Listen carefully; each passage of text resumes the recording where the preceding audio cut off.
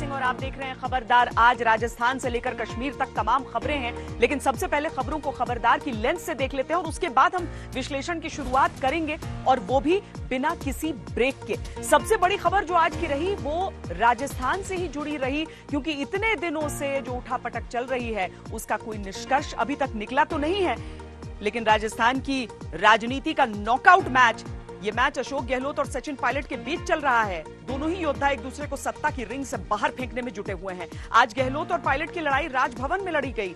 दोपहर से शाम तक गहलोत समर्थक विधायक राजभवन के लॉन में धरने पर डटे रहे ताकि राज्यपाल विधानसभा सत्र बुलाने की मांग मान लें। अब से थोड़ी देर में रात 9:30 बजे मुख्यमंत्री अशोक गहलोत ने अपनी कैबिनेट की बैठक बुलाई है। इस बैठक में विधानसभा सत्र बुलाने वाले दांव को कामयाब बनाने का फॉर्मूला निकाला जाएगा। राजस्थान की इस दिलचस्प राजनीतिक लड़ाई का पूरा विश्लेषण हम थोड़ी ही देर में करने वाले हैं।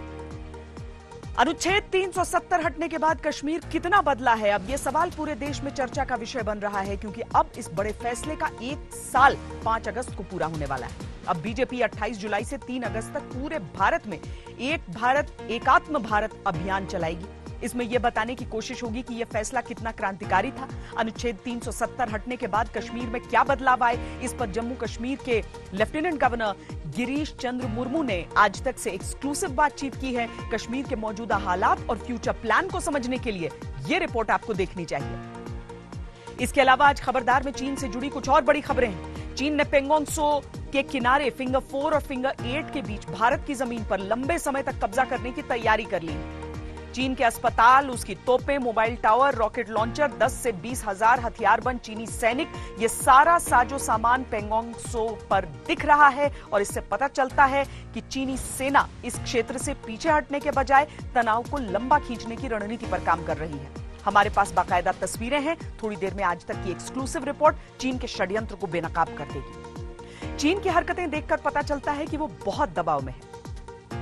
भारत के अलावा वो अमेरिका से भी भिड़ा हुआ है। अमेरिका और चीन के बीच दूतावास युद्ध चल रहा है। अमेरिका ने जासूसी के आरोप लगाकर चीन के दूतावास बंद कर दिए, तो चीन भी 72 घंटे के अंदर चेंगडू शहर में अमेरिकी कॉन्सुलेट का लाइसेंस रद्द उसने कर दिया। ये एक तरह का कोल्ड वॉर है। ये दूतावास बंद करने से अमेरिका को चीन और खासतौर पर तिब्बत की सूचनाएं मिलनी बंद हो जाएंगी। ये एक बड़ी कूटनीतिक खबर है, इसका हम विश्लेषण करें।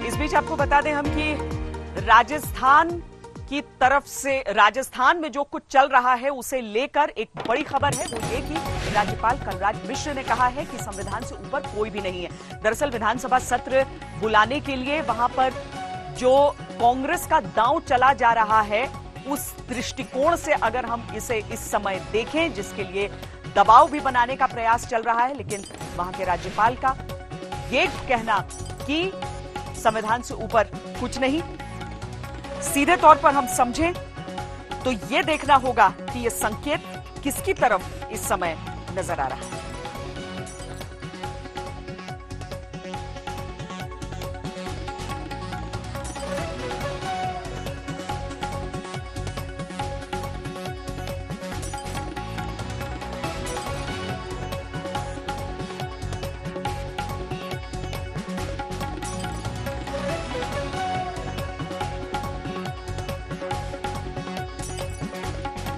राजस्थान की गहलोत सरकार को बचाने के लिए कांग्रेस ने आज राजभवन का कूच किया। कांग्रेस का दांव है कि राज्यपाल कलराज मिश्र पर किसी तरीके से यह दबाव बनाया जा सके कि वो विधानसभा का सत्र बुलाने के लिए तैयार हो जाएं, और इसी के बीच जो हमने आपको दिखाया कि कलराज मिश्र का बयान क्या आया है। लेकिन आज दोपहर से लेकर अब से थोड़ी देर पहले तक गहलोत समर्थक विधायक राजभवन के लॉन में डटे रहे। इस बीच खुद मुख्यमंत्री अशोक गहलोत ने राज्यपाल कलराज मिश्र को निशाने पर ले लिया। अशोक गहलोत ने कहा कि राज्यपाल ऊपर वालों के दबाव में है। हालांकि राज्यपाल कलराज मिश्र को निशाने पर लेते हुए भी गहलोत कैंप उन पर निजी हमले से बचा। बार बार कलराज मिश्र के लंबे राजनीतिक जीवन की दुआई दी गई। कहा गया कि कलराज मिश्र संविधान के तहत काम करेंगे, ऐसा यकीन है। राजभवन तक कांग्रेस ने यह कूच राजस्थान हाईकोर्ट के फैसले से मिली राजनीतिक निराशा के बाद उठाया। राजस्थान हाईकोर्ट ने सचिन पायलट और उनके समर्थक विधायकों पर कार्रवाई से स्पीकर को रोक दिया है। राजभवन से अब गहलोत समर्थक हट गए हैं, लेकिन रात 9:30 बजे गहलोत कैबिनेट की बैठक होने जा रही है। इस बैठक के निर्णय को आज रात या कल सुबह तक राज्यपाल को बता दिया जाएगा। कुछ टिप्पणियां लिखकर उन्होंने मुख्यमंत्री जी को एक छोटा सा आदेश भेजा है।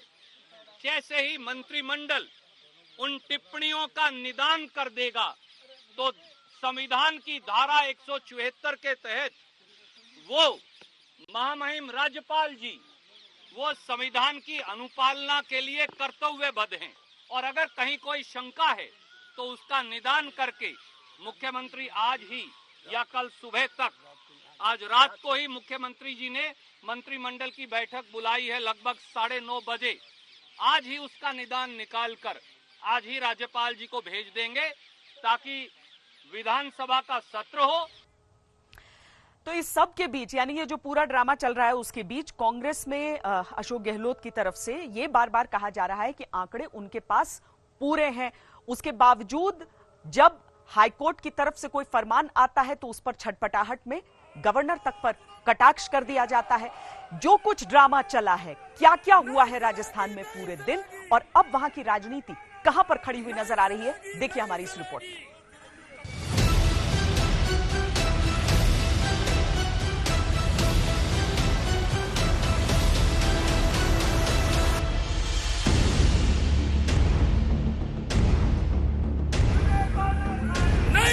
नहीं चलेगी, इंसाफ हमारा नारा है, हम तुम्हारे साथ हैं। राजस्थान का सत्ता संघर्ष है ये, जिसकी मुनादी आज राजभवन तक हो गई है। मुख्यमंत्री अशोक गहलोत अपने दलबल के साथ राजभवन तक पहुंचे। अशोक गहलोत के समर्थक विधायक राजभवन में ही धरने पर बैठ गए थे। जिंदाबाद, जिंदाबाद, जिंदाबाद,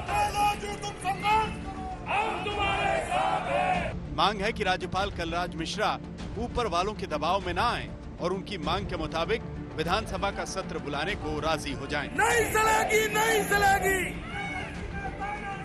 नहीं चलेगी, नहीं चलेगी। और मुझे यकीन है कि माननीय राज्यपाल महोदय कलराज मिश्र जी, जिनका अपना एक व्यक्तित्व रहा है, पक्ष विपक्ष उनका सम्मान करता है देश के अंदर, दुनिया, दिल्ली के अंदर भी, और वो दबाव में नहीं आएंगे, क्योंकि संवैधानिक पद जो होता है, शपथ ली जाती है, उनको कई मौके ऐसे आते हैं जिंदगी के अंदर निर्णय करने के वक्त में उनको बोल्डली निर्णय करना चाहिए।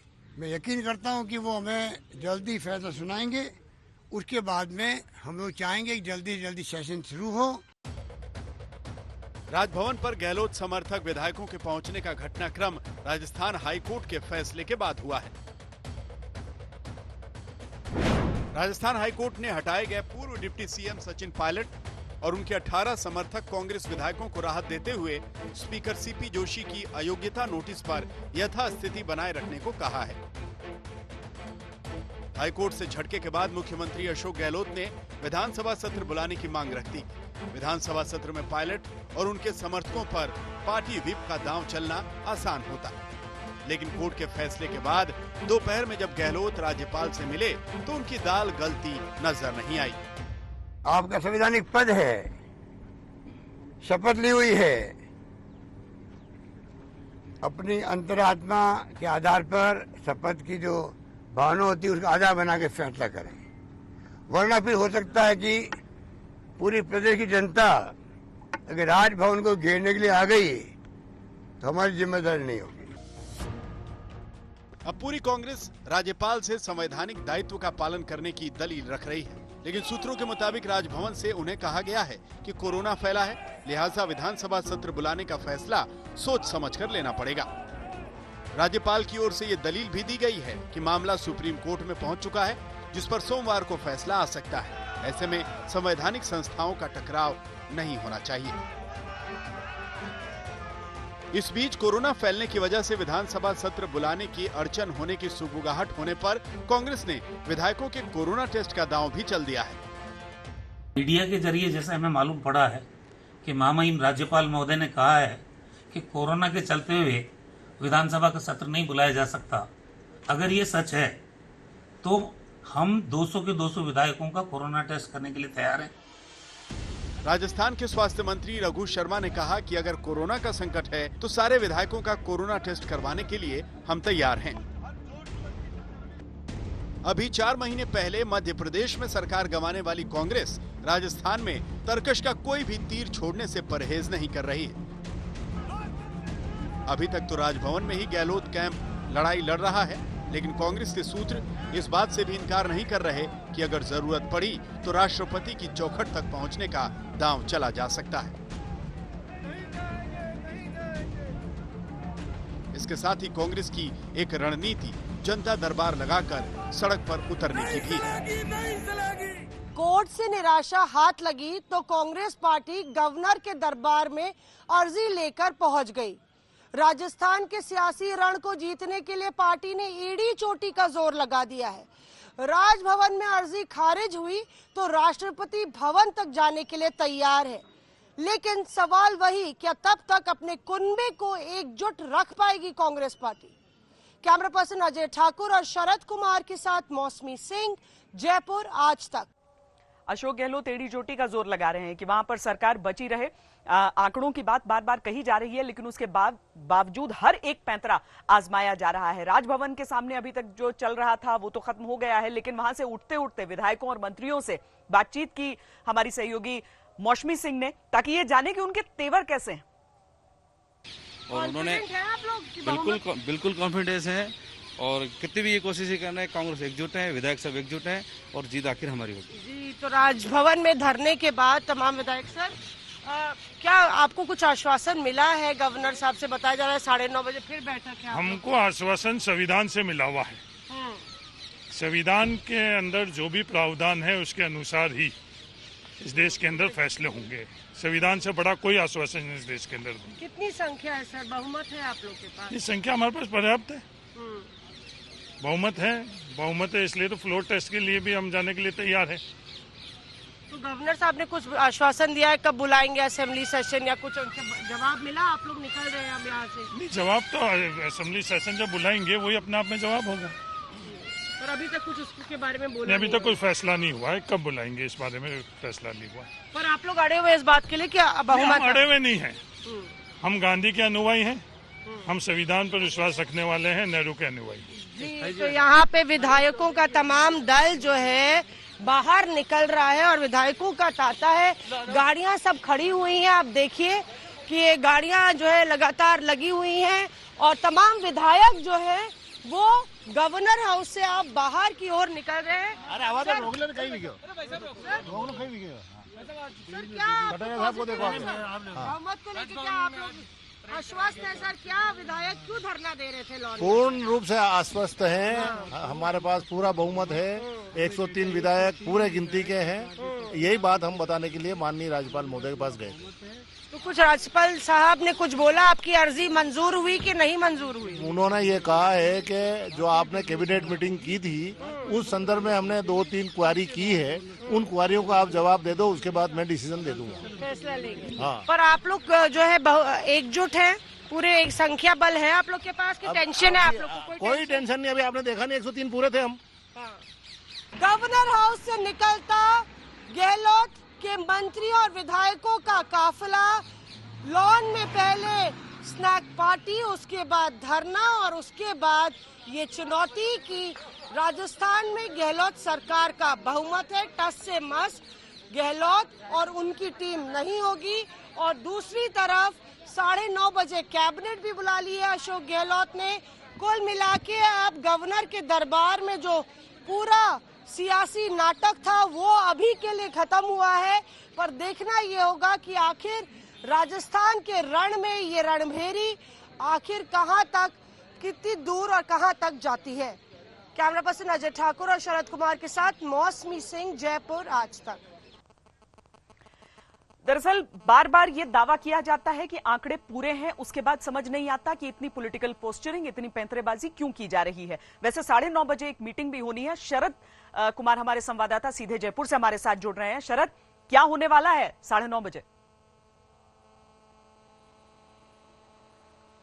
देखिए श्वेता, अशोक गहलोत कोशिश कर रहे हैं कि दोबारा कैबिनेट से प्रस्ताव बनाकर हम भेजें राज्यपाल के पास विधानसभा का सत्र बुलाने के लिए, लेकिन कलराज मिश्र ने जो जिस तेवर में जवाब दिए हैं उस तेवर से तो साफ है कि राजस्थान का पॉलिटिकल ड्रामा अभी खत्म होने वाला नहीं है। कलराज मिश्र ने साफ साफ कह दिया है इसमें कि आप जो कह रहे हो कि मैंने जानबूझकर सत्र नहीं बुलाई है, तो आपने तो डेट ही नहीं बताई थी कि कब आप सत्र बुलाना चाहते हो और ना ही आपने कैबिनेट से अनुमोदन किया है, आप गलत बता रहे थे बाहर जाकर। दूसरा तर्क इन्होंने दिया है कि 21 दिन तक की सूचना देनी होती है और आप ये सुनिश्चित करें कि जितने भी विधायक हैं चाहे किसी भी गुट के हों वो स्वतंत्र रूप से आवागमन कर सके, आजाद रूप से विधानसभा में आ सकें। और उससे भी बड़ी बात बोली है, यह कहा गया है कि राज्य सरकार बहुमत में है तो फिर आप विश्वास मत हासिल क्यों करना चाहते हैं, ये कहा है राज्यपाल कलराज मिश्र ने। इसके अलावा उन्होंने कहा है कि सर्वोच्च न्यायालय और उच्च न्यायालय में मामला विचाराधीन है, कोरोना फैला हुआ है, ऐसे में मैं इस पर विचार करूंगा, उसके बाद फैसला लूंगा। यानी साफ साफ कह दिया गया है कि इतना आसान नहीं है जैसा आप चाह रहे हैं कि विधानसभा का सत्र बुलाया जाए। भले ही अशोक गहलोत अपने मंत्रियों को लेकर बैठे हैं और कैबिनेट की मीटिंग कर रहे हैं, लेकिन जो पॉइंट है उसमें तो कलराज मिश्र ने कह दिया कि आपको बहुमत साबित करने की जरूरत क्या है, जब आपके पास बहुमत है तो सरकार चलाइए आप। और दूसरी बात वो कह रहे हैं कि आप ये सुनिश्चित कीजिए कि जितने भी विधायक हैं विधानसभा में वो स्वतंत्र रूप से विधानसभा में आ सकें। इसके बाद ही जब हम ये तय कर लेंगे कि ये सुनिश्चित हो जाएंगे कि ये सुनिश्चित हो गया है कि सारे विधायक आजादी से स्वतंत्र रूप से आ रहे हैं, तभी मैं विधानसभा का सत्र बुलाऊंगा। यानी साफ साफ श्वेता कि यहाँ पर जिस तरह से उठकर गए थे अशोक गहलोत कि हम जा रहे हैं दोबारा कैबिनेट की मीटिंग करेंगे और अनुमोदन करके फिर से भेजेंगे, लेकिन आप तय मान लीजिए कि राजभवन में इसका फैसला नहीं होने जा रहा है। राज्यपाल ने कह दिया है कि 21 दिन का सामान्य प्रक्रिया होता है नोटिस दिन का, उससे पहले कोई अर्जेंसी मुझे दिख नहीं रही है कि मैं विधानसभा का सत्र बुलाऊं। यानी फिर से वही तमाशा शुरू होने जा रहा है, क्योंकि अभी जब निकले थे अंदर से रघु शर्मा चिकित्सा मंत्री, उन्होंने कहा कि वही घोड़ा वही मैदान फिर आकर बैठेंगे हम राजभवन अगर फैसला नहीं होता है तो।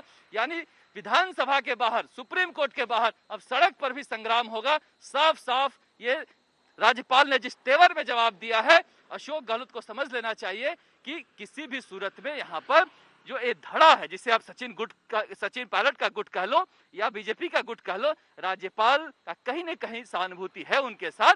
और अशोक गहलोत जितनी जल्दी में है नंबर साबित करके 6 महीने के लिए आराम फरमाने का, वो लगता नहीं हो पाएगा। क्योंकि देखिए अशोक गहलोत के पास बहुमत भले ही है लेकिन वो जुगाड़ का है, भारतीय ट्राइबल पार्टी का है, सही बात है शरद, बहुत शुक्रिया अभी इस जानकारी के लिए। कभी कभी लगता है कि राजस्थान का ड्रामा खत्म हुआ, लेकिन उसके बाद अचानक उसमें एक नया ट्विस्ट आ जाता है, एक नया टर्न आ जाता है, क्लाइमेक्स अभी तक आ नहीं रहा है। और इस सब के बीच ये समझना भी जरूरी है कि अचानक तेवर क्यों फिर से तल्ख हुए। वो तब तल्ख हुए जब हाईकोर्ट की तरफ से वो चंद बातें कही गई। क्या कही गई हैं वो आप सुनिए, और उसमें ही पूरे मामले को समझने की कुंजी है। दरअसल जो अहम सवाल कोर्ट ने पूछे हैं वो ये हैं कि क्या नोटिस जारी करने में स्पीकर की जल्दबाजी में बदनीयती है, शक्तियों का दुरुपयोग है, न्याय के नियमों का उल्लंघन है? क्या स्पीकर का नोटिस लोकतंत्र की मूल भावना का उल्लंघन करता है और सत्ता में बैठे लोगों के विरोध के अधिकार को कुचलता है? क्या 10वीं अनुसूची का पैराग्राफ 21A भारत के संविधान के मूलभूत ढांचे के खिलाफ है? आर्टिकल 19(1)A में मिले अभिव्यक्ति की स्वतंत्रता के विरुद्ध है? सवाल यह भी है कि क्या पार्टी नेताओं की आलोचना को 10वीं अनुसूची के पैरा 2(1)A के तहत रखा जा सकता है? क्या व्हिप सिर्फ सदन के अंदर लागू हो सकता है? जाहिर तौर पर ये वो सवाल हैं जो अब सिर्फ गहलोत और पायलट की लड़ाई तक सीमित नहीं रह गए हैं। स्पीकर सीपी जोशी की याचिका पर सुप्रीम कोर्ट में भी स्पीकर की शक्तियों से जुड़ी याचिका लंबित है, जिस पर कोर्ट सोमवार को फैसला सुना सकता है। उधर आज के हाईकोर्ट के फैसले के खिलाफ भी speaker CP Joshi supreme court जाने का मन बना चुके हैं।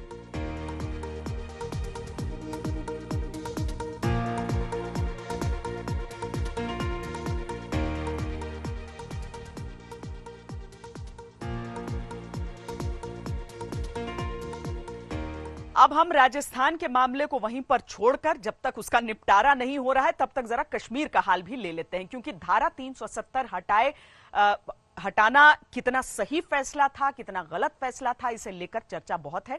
भारतीय जनता पार्टी की तरफ से बहुत सारे आयोजन ऐसे होने वाले हैं जिसके जरिए देश को यह बताया जाएगा कि क्यों यह फैसला इतना अहम था और अच्छा था। दरअसल 1 साल पूरे होने जा रहे हैं। 5 अगस्त को धारा 370 को हटाया गया था जम्मू कश्मीर में। यहां पर लद्दाख अलग यूनियन टेरिटरी, जम्मू कश्मीर अलग हो गए थे और उसके बाद से अब 5 अगस्त के समय आने से पहले बहुत सारी चर्चाएं शुरू हो गई हैं। हम भी यहां पर कश्मीर में पहुंचे हैं लोगों के मन की बात जानने के लिए, चाहे वो गांव में रहते हो चाहे शहरों में रहते हो, कितने लोग क्या कह रहे हैं। लेकिन इसमें यह भी जानना जरूरी हो जाता है कि यहां के जो लेफ्टिनेंट गवर्नर हैं वो क्या कह रहे हैं। देखिए मेरे सहयोगी अशरफ वानी की लेफ्टिनेंट गवर्नर मुर्मू से ये एक्सक्लूसिव बातचीत। इसी कश्मीर की हवाओं में कभी बारूद की गंध खुली, कभी आतंकवादियों ने इसी की छाती को छलनी किया और इसी कश्मीर के चेहरे पर पड़े अपने ही खून के छींटे। इसीलिए साल भर पहले मोदी सरकार ने एक बहुत बड़ा फैसला लिया, ऐसा फैसला जो बदलने वाला था कश्मीर की तकदीर। उस दिन से अनुच्छेद 370 के सभी खंड लागू नहीं होंगे। कभी न कभी इसको हटना था, बहुत पहले हटना था, मगर किसी में राजनीतिक इच्छा शक्ति नहीं। मोदी सरकार का ये फैसला और गृह मंत्री अमित शाह का संसद में ये ऐलान कश्मीर के सियासी दस्तूर को बदल देने वाला था। बदल देने वाला था सूबे की सियासत की हर चाल को। सूबे के सियासतदानों के पैर के नीचे से मानो किसी ने जमीन खींच ली थी।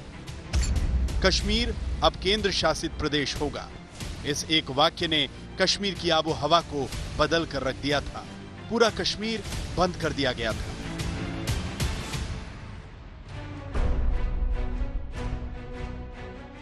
साल भर होने को है इस फैसले को और मोदी सरकार ये बताने में जुटी हुई है कि उन्होंने कश्मीर से आर्टिकल 370 खत्म करके कश्मीर की दशा और दिशा सुधार दी। पिछले साल अक्टूबर में जम्मू कश्मीर के लेफ्टिनेंट गवर्नर का पद संभालने के बाद से पहली बार उपराज्यपाल गिरीश चंद्र मुर्मू ने इंटरव्यू दिया है। आज तक से खास बातचीत में गिरीश चंद्र मुर्मू ने कहा, जम्मू कश्मीर में अनुच्छेद 370 हटाने के बाद और केंद्र शासित प्रदेश बनने से विकास ने रफ्तार पकड़ी है और आतंकवाद में कमी आई है।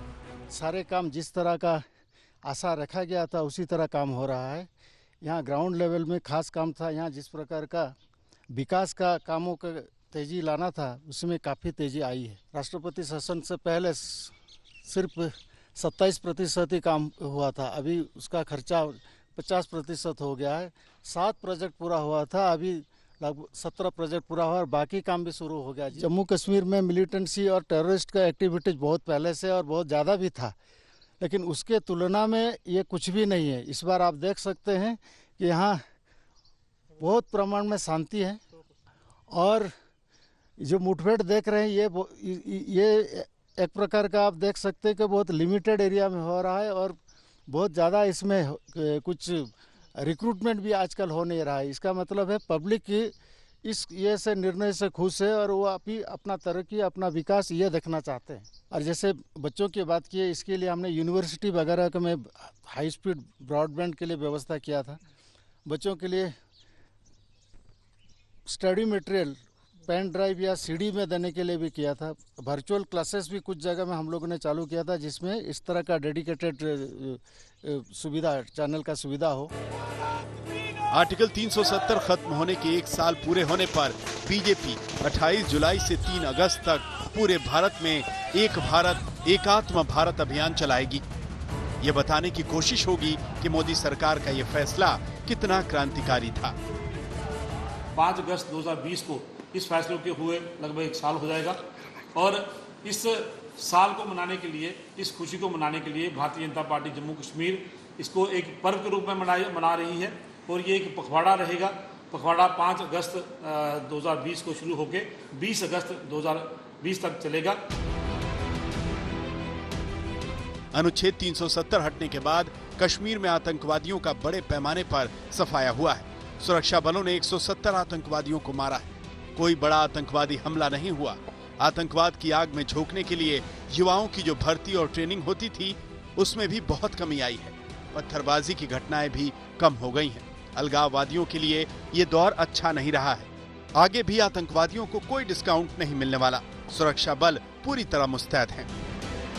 अमन अमान है, आज भी अमन अमान होगा, कल भी, 5 तारीख भी अच्छी होगी, 15 अगस्त भी अच्छा होगा। जब कश्मीर में आर्टिकल 370 हटाया गया था, तब से लेकर लगातार आज तक की टीम कश्मीर पर नजर बनाए हुए थी। हम लगातार कश्मीर जाते रहे, वहां की परिस्थितियों को दिखाते रहे, वहां की लोगों की आवाज हमने लगातार आप तक पहुंचाई है। इस बड़े फैसले के 1 साल पूरा होने पर मोदी सरकार के सामने 3 बड़ी चुनौतियां हैं। राज्य की राजनीति का रीस्टार्ट बटन दबाना, लोगों में लगातार भरोसा पैदा करना और विकास की रफ्तार को तेज करना। अशरफ वानी के साथ शुजाउल हक, श्रीनगर, आज तक।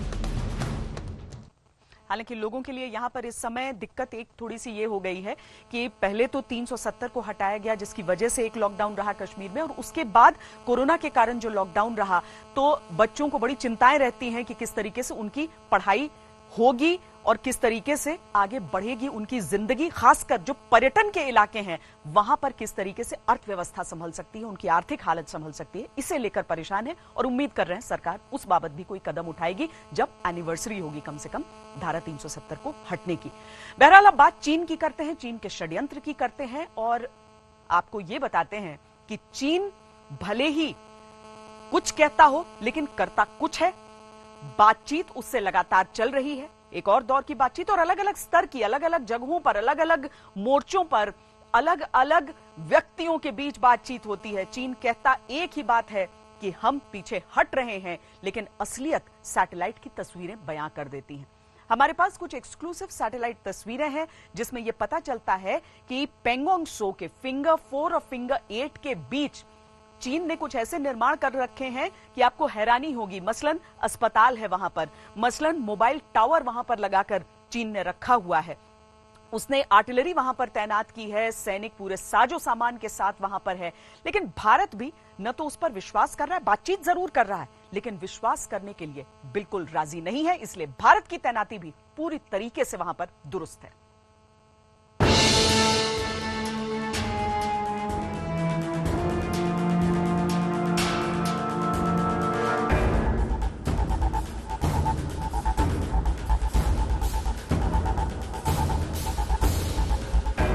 ये सैटेलाइट तस्वीरें चीन के शातिर चेहरे को बेनकाब करने वाली हैं।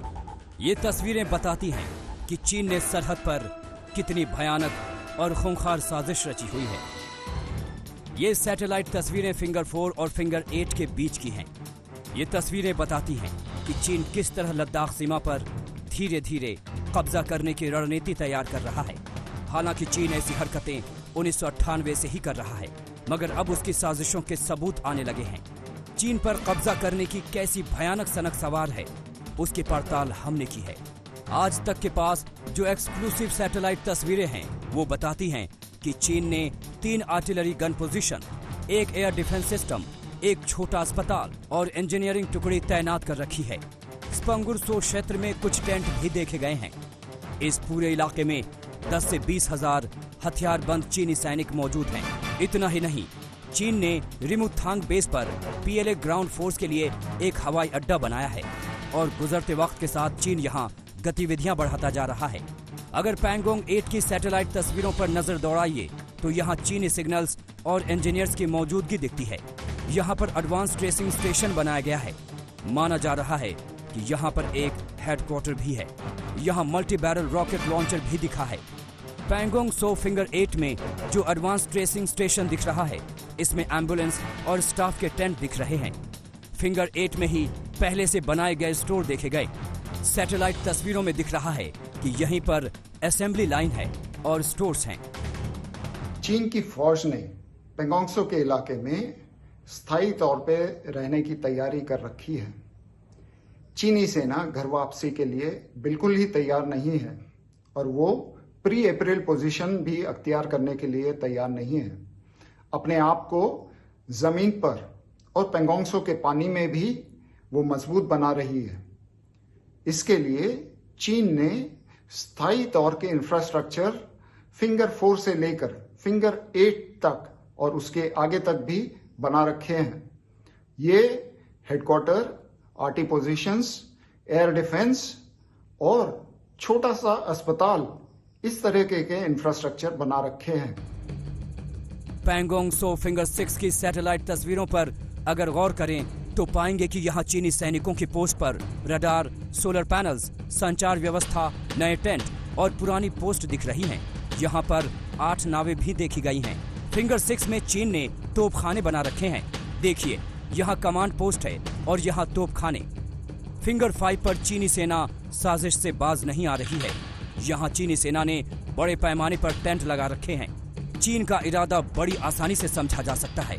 वो एक तरफ बातचीत की मेज पर बैठकर तनाव को सुलझाने का दिखावा तो करता है, मगर पीछे से सरहद पर अपनी सैन्य क्षमता बढ़ा रहा है। चीन अप्रैल वाली पोजीशंस पर वापस नहीं लौटना चाहता, इसीलिए उसने पैंगोंग सो पर लंबे समय तक टकराव की तैयारी कर रखी है।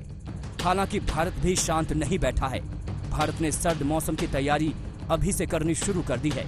इस वक्त तनाव वाले क्षेत्र में 40,000 से 50,000 सैनिक मौजूद हैं। कोर कमांडर स्तर पर 4 चरण की बातचीत हो चुकी है, लेकिन कोई नतीजा फिलहाल नहीं निकल पाया है। बल्कि जो डिसंगेजमेंट की बात की जा रही थी वो भी ऐसा लग रहा है कि फिलहाल अटक गई है और अब भारतीय सेना की भी जो डिप्लॉयमेंट है वो 45 से 50,000 तक LAC पर बरकरार है और यहाँ से भारतीय सेना अब सर्दियों के डिप्लॉयमेंट की पूरी तरह से तैयारी कर रही है, जब तापमान -25 से -30 डिग्री तक गिर जाता है। साफ है, चीन की नीयत में खोट है और इसी खोट पर चोट करने के लिए भारतीय सेना तैयार है। अभिषेक भल्ला के साथ कर्नल विनायक भट्ट, आज तक। चीन के सामने एक बहुत बड़ी दिक्कत है, वो ये कि उसने अलग अलग मोर्चे खोल रखे हैं और हर मोर्चे पर उसे मुकाबला करना है। यहां भारत के साथ हम देख रहे हैं कि वो क्या करने का प्रयास कर रहा है। तो अमेरिका के खिलाफ उसने मोर्चा खोलने की कोशिश की। अमेरिका ने जिस तरीके से चीन के जो कॉन्सुलेट्स थे उन पर सबसे पहले हथौड़ा चलाया था ह्यूस्टन में, और उसके बाद आगे भी धमकी दी थी कि वो ऐसी गतिविधियां कर रहे हैं कि उन्हें अमेरिकी जमीन पर होने का हक नहीं है। तो चीन ने क्या किया कि 72 घंटे के अंदर चेंगडू में अमेरिकी कॉन्सुलेट का लाइसेंस रद्द कर दिया। और इसका सीधा असर यह होगा कि अमेरिका, जिसे चीन या तिब्बत की अधिकतर जानकारी मिल पाती है यहां पर रहकर, वो उसे अब नहीं मिल पाएगी। अमेरिका अपनी तरफ से यह कोशिश कर रहा है कि पूरी दुनिया को लामबंद कर सके कि चीन अगर ऐसे ही चलता रहा तो वो सबके लिए परेशानी बन सकता है।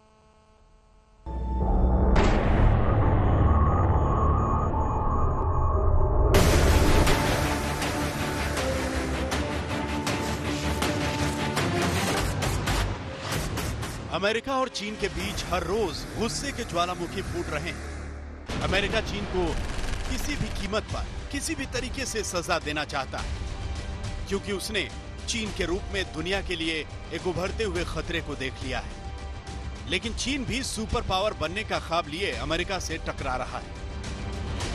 अमेरिका ने ह्यूस्टन और टेक्सास में चीनी कॉन्सुलेट बंद करने के आदेश जारी किए थे, तो 72 घंटे के अंदर चीन ने इसका करारा जवाब दिया। अब चीन के विदेश मंत्रालय ने कहा है कि चेंगडू शहर में अमेरिकी कॉन्सुलेट का लाइसेंस रद्द किया गया है। चीन अमेरिका के कदम से बौखलाया हुआ है। चीन ने इस बात पर जोर दिया है कि अमेरिका को उसी की भाषा में जवाब देना जरूरी था। चीन और अमेरिका के बीच मौजूदा हालातों को हम देखना नहीं चाहते। चेंगडू में अमेरिकी कॉन्सुलेट जनरल की काफी गतिविधियां रही हैं, जिससे अमेरिका को अवगत भी कराया जा चुका है। यहाँ आपको चेंगडू का महत्व भी समझना चाहिए, क्योंकि इससे आपको पता चलेगा कि वहाँ अमेरिकी दूतावास को बंद करने का क्या असर होगा। ये चीन के सिचुआन प्रांत की राजधानी है, कूटनीति के लिहाज से बेहद महत्वपूर्ण है। तिब्बत, म्यांमार और भारत चीन बॉर्डर के पश्चिमी सेक्टर समेत कई क्षेत्रों पर सीधा प्रभाव है। चीन के अंदर चीन विरोधी गतिविधियों के हॉटस्पॉट्स इस जगह के आसपास हैं। ऐसे में यहाँ अमेरिका की पहुंच नहीं होने से सूचनाओं का सूखा पड़ जाएगा। इंटेलिजेंस के एक्सपर्ट ऐसा मानते हैं कि इससे चीन के कई क्षेत्रों और खास तौर पर तिब्बत तक अमेरिका की पहुंच कम हो जाएगी। चीन का फैसला चेंगडू कॉन्सुलेट को बंद करने का अमेरिका को भारी पड़ सकता है, क्योंकि ये वो कॉन्सुलेट है जिसके तहत तिब्बत आता है और अमेरिका का इंफॉर्मेशन फ्लो बंद हो सकता है। उधर अमेरिकी विदेश विभाग चीन पर शिकंजा कसने में लगा है। आरोप है कि पिछले कुछ वर्षों में चीन के दूतावास से अमेरिका में जासूसी की जा रही थी और इसके अलावा भी कई दूसरे गैर कानूनी काम हुए हैं, संवेदनशील दस्तावेजों को जलाना और जासूसी करना। आज तक की टीम ने जब इस बारे में इन्वेस्टिगेटिव रिपोर्टिंग की तो पता चला कि चीनी कॉन्सुलेट का स्टाफ संदिग्ध गतिविधियों में शामिल था। चीन का राज्य सुरक्षा मंत्रालय, जो कि एक जासूसी इदारा है, बहुत ही अजीब तरीके से काम करता है। ये चीन के दूतावासों को और वाणिज्य दूतावासों के स्टाफ को इस्तेमाल करके जासूसी करता है। जो चीन के विद्यार्थी विदेशों में पढ़ने के लिए जाते हैं, उनका भी इस्तेमाल जासूसी करने के लिए और इंफॉर्मेशन इकट्ठा करने के लिए करते हैं। अमेरिकी राष्ट्रपति डोनाल्ड ट्रंप ने कल ही ये कहा था कि वो चीन के दूसरे दूतावास भी बंद कर सकते हैं और अमेरिकी विदेश मंत्री माइक पोम्पियो ने एक बार फिर चीन को दुनिया के लिए सबसे बड़ा खतरा बताया। उन्होंने कहा कि आजादी और लोकतंत्र पसंद करने वाली दुनिया के लिए चीन एक बड़ा खतरा है। 2 दिन पहले भी वो ये बात कह चुके हैं। It's important that democracies like ours work together, especially as we see more clearly than ever the true scope of the challenge posed by the Chinese Communist Party. Our infrastructure projects, our supply chains, our sovereignty, and our people's health and safety are all at risk if we get it wrong. The recent clashes initiated by the PLA are just the latest examples of the CCP's unacceptable behavior. America साफ साफ कह रहा है कि चीन को बदलाव के लिए मजबूर करो, वरना चीन दुनिया को बदल देगा। चीन भी झुकने को तैयार नहीं है। ऐसे में दोनों देश एक तरह से कोल्ड वॉर की तरफ बढ़ रहे हैं और ये टकराव अभी लंबा चलेगा। गीता मोहन के साथ आज तक ब्यूरो। वैसे चीन से डील करने का सबसे बड़ा तरीका है उसे आर्थिक चोट पहुंचाना। भारत ने इसके प्रयास भी किए हैं, कई सारे ऐसे कदम उठाए हैं। अब अगर आप देखें तो कई तरह के उत्पादों में चीन का इस तरीके का अतिक्रमण है कि वहां पर कोई दूसरा प्रोडक्ट टिक ही नहीं पाता, किसी भी दूसरे देश का बना हुआ। ऐसे ही खिलौनों का बाजार है, जो सस्ते खिलौने बनाकर चीन बच्चों में बेचता है, उसे कौन टक्कर दे सकता है। तो अब हो सकता है इसकी शुरुआत हो जाए, क्योंकि दिल्ली से सटे ग्रेटर नोएडा में एक टॉय पार्क बनाने की योजना है। हो सकता है चीन को इसके जरिए उसके खिलौनों का जवाब मिल जाए।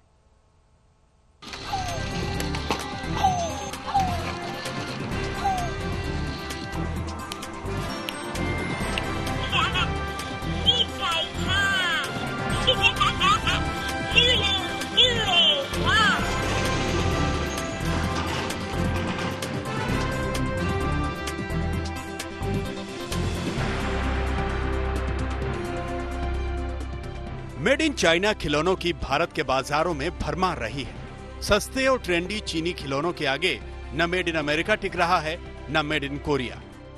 मेड इन इंडिया को भी चीनी खिलौनों के बीच में ढूंढना पड़ता रहा है। लेकिन बीते 4 महीनों में कोरोना और भारत चीन की तनातनी की वजह से इस स्थिति को बदलने का प्रयास शुरू हो गया है। उत्तर प्रदेश में ग्रेटर नोएडा को आगरा से जोड़ने वाले Yamuna expressway per toy park की योजना को अमली जामा पहनाना शुरू हो गया है। Yamuna expressway industrial development authority sector 33 में 100 एकड़ में टॉय पार्क बनाने जा रही है। ये टॉय पार्क 1000 करोड़ रुपयों का होगा। 70 खिलौना निर्माताओं ने यमुना अथॉरिटी के इस प्रोजेक्ट को हाथों हाथ लिया है। उन्होंने अलग अलग एरिया के प्लॉट्स के आवंटन का आवेदन किया है। यमुना अथॉरिटी ने 2010 में ही एक टॉय पार्क विकसित करने का लक्ष्य रखा था, लेकिन प्रोजेक्ट पर काम नहीं बढ़ पाया। लेकिन अब जबकि चीन के साथ नई परिस्थिति बनी है, तो दिल्ली से सटे Yamuna expressway per toy park की योजना आगे बढ़ती दिख रही है। सेक्टर 33 में तकरीबन 100 एकड़ जमीन इसके लिए चिन्हित की गई है, जिसमें 50 एकड़ जमीन जो टॉय वालों की एसोसिएशन है पूरे देश की, उसे दी जाएगी और उसके बाद 50% जमीन को अन्य ओपन लोगों के लिए आरक्षित रखा जाएगा, जिससे कि अन्य लोग भी खिलौना उद्योग वहां लगा सकें। वैश्विक खिलौना बाजार में भारत की पहुंच सिर्फ 0.5% है। भारत का खिलौना बाजार 10 से 12,000 करोड़ रुपए सालाना का है। इसमें संगठित खिलौना उद्योग सिर्फ 3,500 से 4,500 करोड़ रुपयों का है।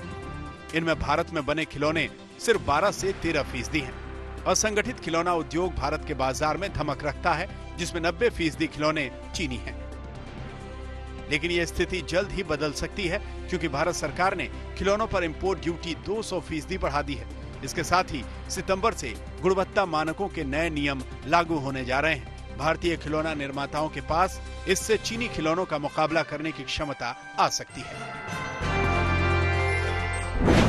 चीन भारत में खिलौनों का कच्चा माल और यहाँ तक कि खिलौनों को बनाने वाले उपकरणों को भी सस्ते में बेचता रहा है।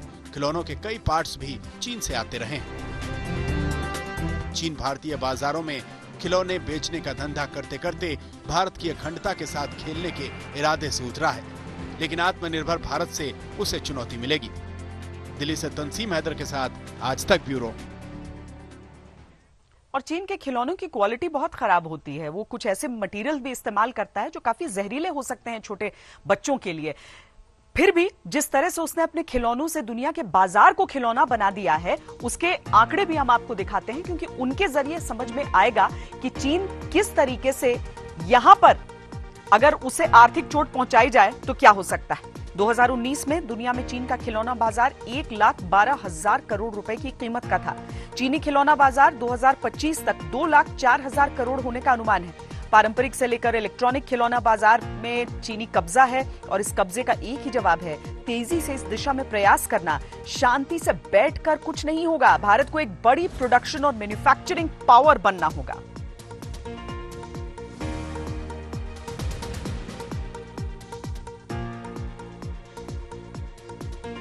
कोरोना से लड़ने के लिए दुनिया भर में वैक्सीन पर ट्रायल्स चल रहे हैं। भारत में भी वैक्सीन बनाने का प्रयास हो रहा है और इसी कड़ी में भारत में पहला ह्यूमन ट्रायल हुआ। एक 30 साल के व्यक्ति ने वॉलंटियर किया और वही तस्वीर हम आपको इस समय दिखा रहे हैं। एम्स दिल्ली में 30 साल के व्यक्ति को भारत बायोटेक के कोवैक्सीन की डोज दी गई। स्क्रीनिंग के बाद ह्यूमन ट्रायल के लिए इस वॉलंटियर को वैक्सीन की पहली डोज दी गई है। वैक्सीन के ट्रायल के पहले चरण में बाकी वॉलंटियर्स को भी भारत बायोटेक के कोवैक्सीन की डोज दी जाएगी।